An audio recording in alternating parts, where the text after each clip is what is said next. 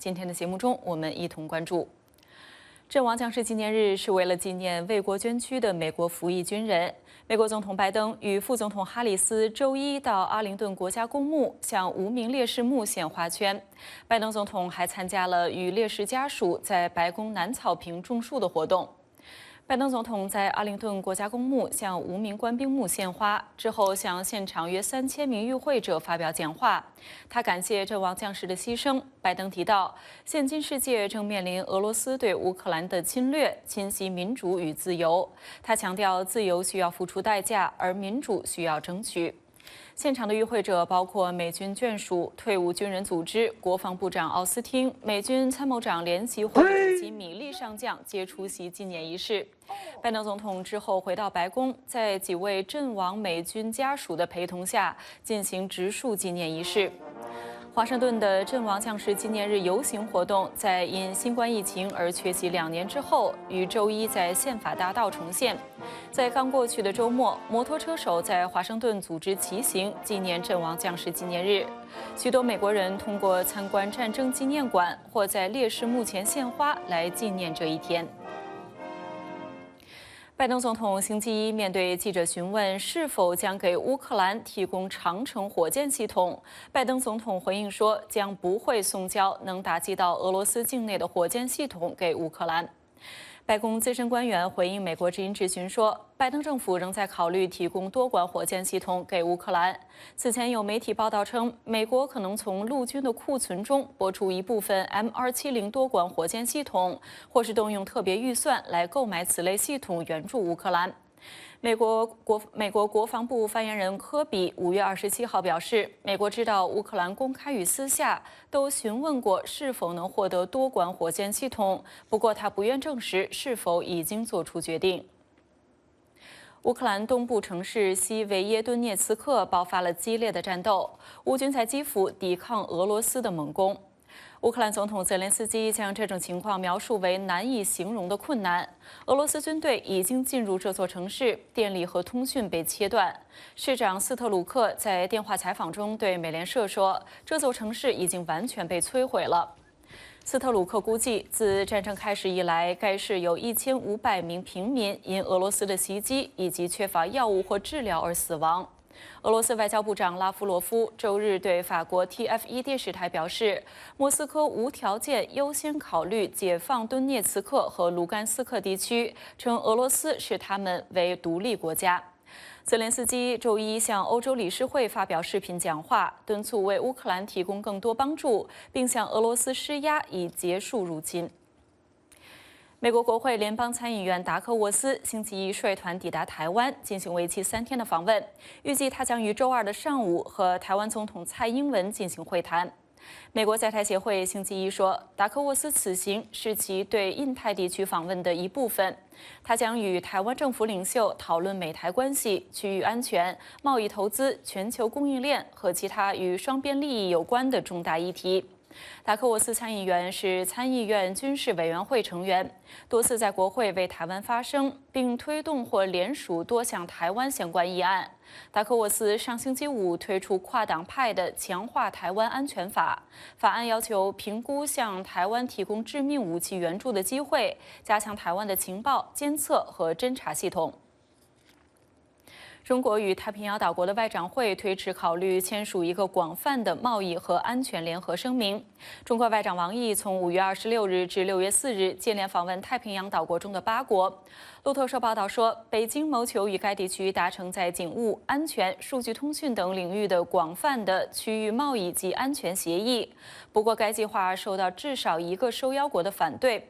密克罗尼西亚联邦总统致信21个太平洋国家领导人，呼吁反对中国起草的这份宣言，称中国试图控制这一地区的通信网络、海洋和资源，并增加在这一地区与澳、新、日美发生军事冲突的风险。王毅星期一敦促太平洋岛国不要对中国的意图太过疑虑。当今，真相为重，掌握全球脉动。只要点击 VOA Plus， 手指移动，信息即来，追踪政治动向，体验真实生活。世界各地的声音，随时随地轻松获取。现在就下载 VOA Plus 应用程序 VOA Plus。欢迎继续收看《美国观察》。每年的5月是亚太裔美国人传统月，在庆祝亚太裔美国人的文化与成就之际，许多人依然面临着种族歧视与瓶颈。美国之音白宫记者黄耀义专访白宫官员，讨论了亚太裔美国人的贡献与困境以及因应之道。来看专访。Well, thank you very much, Crystal, for accepting this interview and take your time here to sit down with us. And of course, we know that you are the executive director for the White House initiative of AANHPI. Can you give us a brief introduction on what do you guys do, what is the history, and what is the mission? Yes, absolutely. So thank you, first of all, for having me today. The White House Initiative on Asian Americans, Native Hawaiians, and Pacific Islanders has actually existed for over 2 decades. It was first created in 1999 under the Clinton administration, and it has been reauthorized under every administration since. And our specific initiative was reauthorized last May through Executive Order 14031 that President Biden signed to expand this historic initiative and to really ensure that we are advancing equity, justice, and opportunity for our Asian American, Native Hawaiian, and Pacific Islander communities. And I know every May that we celebrate the AANHPI Heritage Month, which is right now. How did this celebration come into place? Sure. So in the 1970s, there was a push in Congress to be able to get recognition for our diverse Asian American, Native Hawaiian, and Pacific Islander communities. So it actually started off as just a week-long celebration for Asian Americans and Pacific Islanders, and that eventually evolved into a month-long celebration that we celebrate today. And actually, you know, every administration really since the 90s has issued a presidential proclamation to officially mark the month so that we can celebrate, you know, the diverse history, cultures, and contributions of our Asian American, Native Hawaiian, and Pacific Islander communities. One thing I do want to note is that under this administration, for the first time, Native Hawaiians are explicitly included in the month. So that was not something that was done historically, but under the Biden administration, the president felt it was really important to ensure that we were naming this community that has often been overlooked in our history. We all know that the Asian American had long contributed to the building of the nation. And according to the Chinese railroad workers in North America project at Stanford University, it said around 15,000 to 20,000 Chinese migrants contributed to the building of the transcontinental railroad. However, we also know many Asian American contributions are not well documented or publicized. So looking back, can you tell us what Asian Americans had overcame and what kind of achievement that we already gained? Yeah, and I'm so glad you mentioned our history because that is a big part of this month and beyond, just being able to uplift the really rich history, but also contributions of this population. And as you mentioned, Asian Americans have lived in the United States for centuries and have contributed greatly, but they've also faced a number of challenges that we also recognize throughout this month. So things like the Chinese Exclusion Act of 1882, looking at Japanese American internment during World War II, and other painful parts of our history that we are still recognizing today, but also understanding that as we move forward, it's really important to understand these parts of our history to make sure that we're not repeating the same mistakes moving forward in the future. And that has been especially critical throughout the pandemic because we've seen, unfortunately, how Asian Americans have been scapegoated and blamed for the pandemic, and that has led to an increase in hate crimes and violence targeting our communities. We'll see a lot of people talking about the model minorities. Some people call it a misnomer, but according to the data from the Society of Human Resource Management, that every $1 a white male worker earns, and Asian male workers earns $1.15. At the same time, Hispanic men earns only 91 cents, and black men earns 87 cents. So it'll look very good on books. However, does that really mean Asian Americans is doing better financially compared to other races, or is not facing any discrimination nor facing a glass ceiling at work? So I think that is, that's a great question and something that we also hear about constantly. And when we look at the numbers, it does look like oftentimes Asian Americans are doing better than other racial groups. And again, I will say in the aggregate, a lot of our communities do really well. So we do have some very high achieving, high earning individuals in the Asian American community, but that doesn't tell the full picture. And so that is why for our White House initiative, we have been really pushing for greater data disaggregation to truly understand the diverse needs and concerns impacting so many within the Asian American, Native Hawaiian, and Pacific Islander population here in the United States. And we know that this is a very diverse population that includes over 40 distinct ethnic groups that speak over 100 different languages and dialects. So for those of us coming from Asia, that's not unusual because we know these are very different countries that have different histories, cultures, languages. But in the United States, we are lumped all into one category. So it is really important that we show that not every Asian American is Chinese American or Japanese American,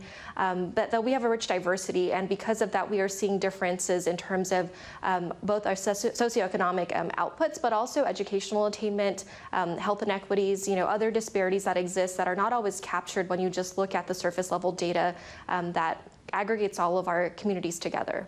So I think for us, it is being able to recognize the diversity of our communities. So being able to uplift those unique histories and contributions and challenges also, but also realizing that we are a unified community and seeing where are some of the areas of overlap. And so, in the United States, we are seeing a lot of the same common issues, regardless of what ethnic heritage people identify with within the broader Asian American Pacific Islander diaspora. So I think it's for us finding ways to both uplift the differences, but also find common ground and really hone in on where those mutual interests lie. And what we've seen over the course of the pandemic is that so many of our communities have been hard hit, not just in terms of the anti-Asian hate, but also in terms of health disparities and also economic and educational inequities that have really been exacerbated. So those are all challenges that we're seeing that are cross-cutting across our communities, and we really want to make sure that they are getting the resources and the assistance that they need. And during the pandemic, of course, like you mentioned before, a lot of Asian Americans being blamed for the pandemic, and then even you see people calling them to go back to your country and stuff. You're not feeling like you're not American, but at the same time, a lot of the Asian Americans will be searching for trying to connect with your heritage, trying to connect with your root. However, the identity crisis, if we can call that, we are met with another challenge. So for example, at the early May, we see the Chinese ambassador to the United States, Qin Gang, he was in a speech and he was calling Chinese American to improve the China-US relationships. Like that's what would be a Chinese American's responsibility. And he said, no eggs stayed unbroken when the nest is overturned. And we know China had been advocating that Chinese Americans will always be Chinese, no matter where you go. And be calling the China the next is kind of like signifying a loyalty to China. So how can the Asian Americans uphold its heritage and roots and find your own identity at the same time to not being influenced by foreign countries like that? I mean, that's a tough question. Yeah, that's a tough question, but it's an important question. And I think it's something that we see many Asian Americans, unfortunately, grappling with. It's just this perception that regardless of how many generations we have lived in this country, we are still seen as perpetual foreigners oftentimes. And there is that stereotype, people are like, well, you speak English really well. And it's like, okay, that's the only language that I know for a lot of Asian Americans. And, so I think there is oftentimes, again, a lot of stereotypes associated with our community. And unfortunately, that one of not having loyalty or patriotism to this country is one that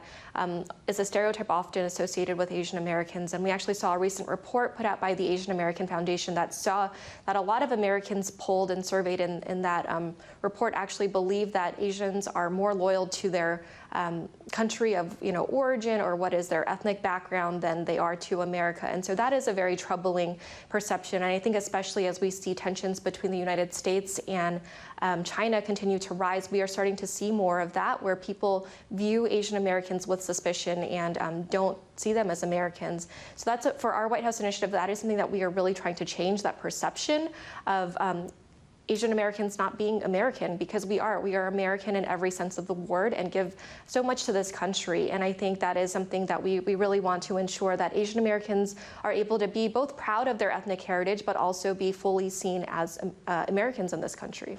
But it also seems that when the Chinese ambassador is saying something like that would not be helpful for Chinese Americans trying to find their own identity and identified as Americans. Would that be an opposite impact on the Chinese Americans when the Chinese officials signifying your loyalty should be to your original country?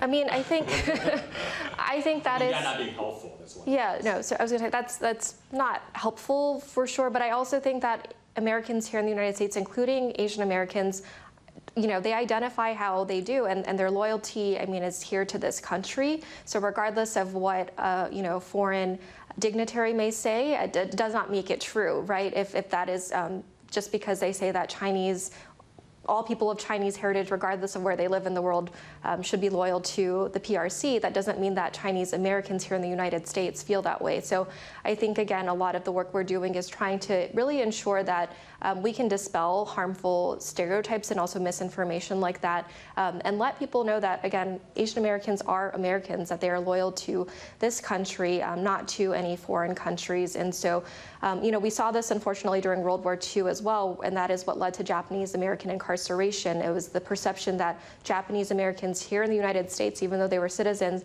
that they were not loyal. And so we are starting to see similar suspicions cast against Chinese Americans in the United States as tensions between the U.S. and the PRC begin to rise. But we need to not fall into those same mistakes that we did during World War II, because, again, Chinese Americans living here in the United States are very proud of their culture, but they are also fully American, and so their loyalty to the United States should not be questioned. And I want to talk about the recent trend that the hate crime against the Asian Americans has been rising. And I think Rebecca gave me a number. It was like 300% more compared to the previous years. How bad is the hate crime situation against Asian Americans right now? And what is Biden administration's policy addressing those issues? Yeah, so that's a really great question. And, unfortunately, we have seen this spike in anti-Asian hate crimes and hate incidents over the past 2.5 years. And as you mentioned earlier, in fact, just over the past year alone, there has been a spike of over 300% in terms of the rise in hate crimes targeting Asian Americans in our major cities across the United States. So it is a very shocking number and something that we are very concerned about. One thing I do want to make very clear is that we have a president and a vice president who truly see our communities and know the power of their words, and how we really must do all that we can to address this surge in anti-Asian violence and hate. And so within his first week in office, the president issued a presidential memorandum to condemn xenophobia and violence against the Asian American, Native Hawaiian, and Pacific Islander community. And last May, he signed the COVID-19 Hate Crimes Act into law, which will address, how we track hate crimes, but also how we respond to them through the federal government apparatus. Last May, he also issued Executive Order 14031 to create our White House initiative and President's Advisory Commission on Asian Americans, Native Hawaiians, and Pacific Islanders. And we have been hard at work to really ensure that we are coordinating a whole-of-government response to advancing equity, justice, and opportunity for our communities, including addressing anti-Asian bias, violence, and hate that have been impacting so many Asian Americans over the past 2.5 years. And as you mentioned earlier, that really horrific attack last March in Atlanta, in which a gunman targeted 3 separate Asian-run businesses and killed 8 people, including 6 women of Asian descent, is something that has really been so triggering for our community. It was a really traumatic moment, and something that we still continue to hear about on a daily basis, how so many Asian Americans are fearful to walk in their own neighborhoods, how they're afraid to go to the grocery store and do just normal tasks in their daily lives because they're worried that they're going to become a hate crime victim. So we know that we have a lot of work to do, but this administration has been doing so much to really ensure that we are promoting the safety and well-being of our Asian American, Native Hawaiian, and Pacific Islander communities through resources from the U.S. Department of Justice, as well as through other means that the federal government has. And part of that work also means not just looking at how do we deal with this after the fact, but how do we actually look at hate crime prevention. And so much of that is tied to ensuring that we promote greater education as well as inclusion and belonging of our Asian American, Native Hawaiian, and Pacific Islander communities and our histories and our cultures and our contributions to this country, which is exactly what we are doing throughout the entirety of the month of May, but also beyond that, making sure that people fully see our communities and view us as Americans. And one thing that we have talked about constantly is that regardless of the new laws or policies or initiatives that we put into place, you really cannot eradicate hate overnight. You cannot change people's hearts and minds just by signing a new law or just by issuing a new policy. So we know that is going to take time, and I think that is why we are really focused not just on the prevention aspect of hate crimes, but how do we, like I mentioned earlier, build greater inclusion and belonging for Asian Americans. And a lot of that is going to be, require a longer-term strategy. It's not going to happen overnight. And we know Asian Americans have been involved with civil rights movement for decades. So during the Black Lives Matter movement, and also the anti-Asian hate movement, we see many Asian Americans stand alone, side by side with African Americans and Latino Americans. However, we also see some conflict between the communities. What is Biden's administration's strategy to bridge those friction between minority groups and, in terms of to reach a common goal? So both the president and vice president have made it clear that our nation's diversity is its strength, and we, in addition to our White House initiative, there are actually other White House initiatives for the Black, Hispanic, and Native American communities, and we work very closely together because we think it's so important that we, instead of being divided and pitted against each other, that we are unified and that we can collectively uplift so many of the challenges that our communities face. And a lot of them are not unique to just our communities. We see them across the board impacting other communities of color. So we have really made it a priority under this administration to make sure that equity is embedded throughout the entirety of the federal government, which, although it doesn't sound like such a big deal, it is actually a very novel idea for the federal government to be prioritizing equity for underserved communities in this way. It has never been done before to this scale. And so being able to ensure that Asian Americans, Native Hawaiians, and Pacific Islanders are included in that process, but also that we are uplifting collectively all communities who have traditionally been marginalized and left out, oftentimes been left out of federal government efforts to advance opportunities for Americans, I think has been so critical. And what you had mentioned are some of these wedge issues where we see, unfortunately, I mean, I'm not going to say that we have solved all race relations in this country or that there are no racial tensions, but I do think, like I said, under this administration, we have really tried to make sure that communities don't feel like they're competing against each other for limited resources, and that we are actually able to collectively uplift the needs of all communities together so that we can really make sure that we're getting to the root of so many of these problems. We see so many of these tensions arise because historically our communities have been forced to compete against each other. So we know one of the trailblazers for Asian American rights, Norman Mineta, had just passed away, and I would like to talk about a little bit of his, what does he means to you as an Asian American? Yeah, so Secretary Mineta's passing, I know, was such devastating news for so many of us to hear about last week, and he truly is, was such a trailblazer for our communities. In fact, almost every single major Asian American and Pacific Islander entity in the United States that exists can be traced back to him. And that includes our White House initiative. He was actually the first chair of our President's Advisory Commission when it was created under the Clinton administration over 2 decades ago. He also helped to found institutions like the Congressional Asian Pacific American Caucus in Congress, the Asian Pacific American Institute for Congressional Studies, so many of our national organizations that exist for the Asian American, Native Hawaiian, and Pacific Islander community would not be here without him and without his vision and his legacy. So it was a tremendous loss for our communities. He is someone that has truly been a trailblazer. He's a giant who led the way for so many of us to be where we are today as a community. And he himself faced discrimination as a child. He was interned during Japanese American internment during World War II, and his patriotism was questioned, and yet despite that, he was the most patriotic American I've ever met. He truly believed in this country's ideals and in the good of America, and displayed that throughout his entirety of his life and service to this country, from being an elected official as a mayor, to a member of Congress, to a cabinet secretary. He was the first Asian American ever appointed to a presidential cabinet, and he served in both a Democratic and a Republican administration. So we saw, again, just how much respect Secretary Mineta had from his colleagues, from his peers, and also the tremendous legacy that he leaves behind for my generation and for generations yet unborn. Thank you very much, Crystal. Thank you.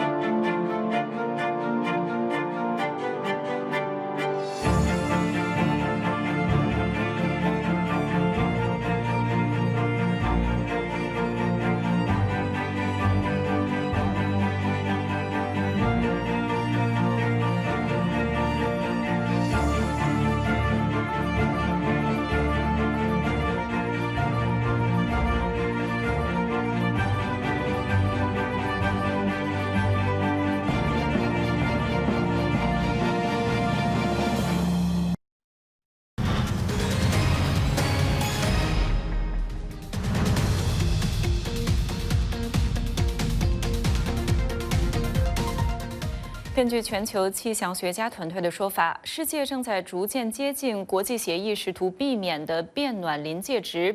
地球在未来5年内暂时达到该温度阀值的可能性接近50%。全球高温不利于农业生产，也不适合人类活动。科学家提醒说，提前采取措施防止气候变暖是世界各国刻不容缓的责任。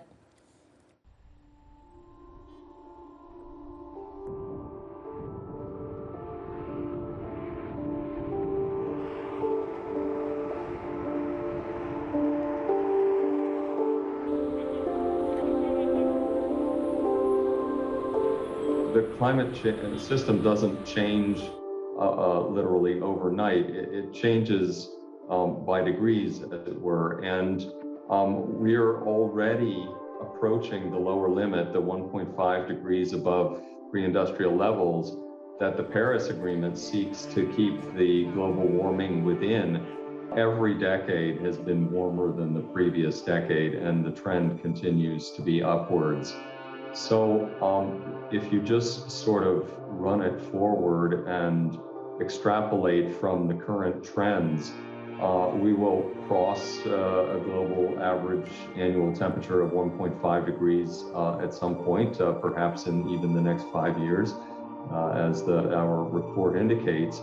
But eventually, all the years could be above 1.5 degrees and beyond.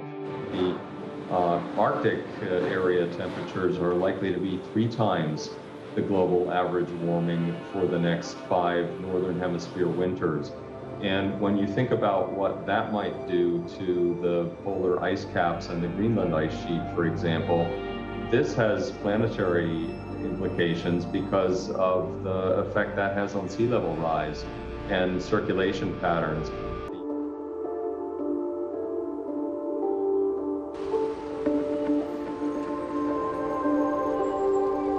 When we look at what's happening now, take South Asia, we have had extended periods in the recent weeks of temperatures over 120 degrees Fahrenheit.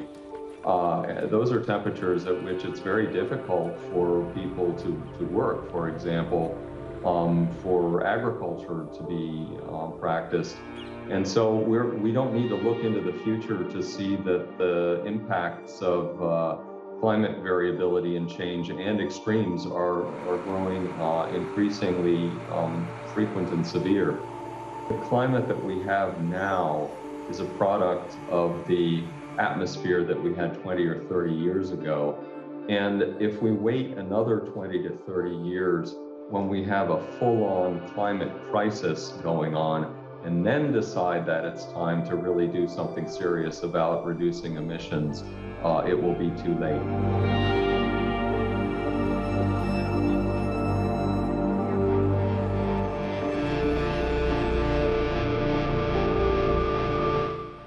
以上就是今天美国观察的全部内容，感谢您的收看，我们明天再见。